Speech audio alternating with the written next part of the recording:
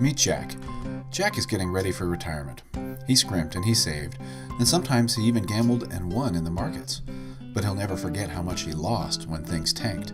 Ever since the markets went haywire a few years back, Jack knows better than to depend on Wall Street for anything. He figures the music's going to stop someday, and when it does, he wants his money to be safe.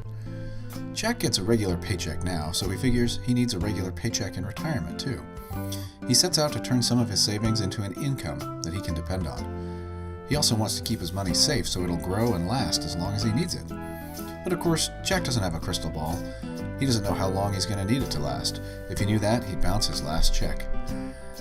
But he calls around, trying to figure out how to ensure that he won't run out of money.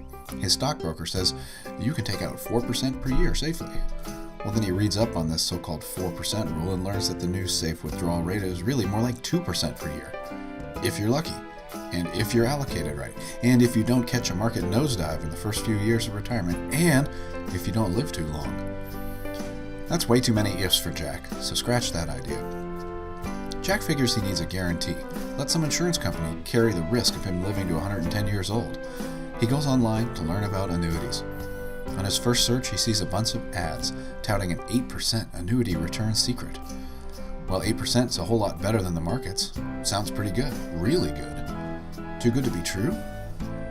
He watches some videos. He tries to figure it out, and the videos are just confusing, so he calls in for more information. But the more he digs, the more confused he gets.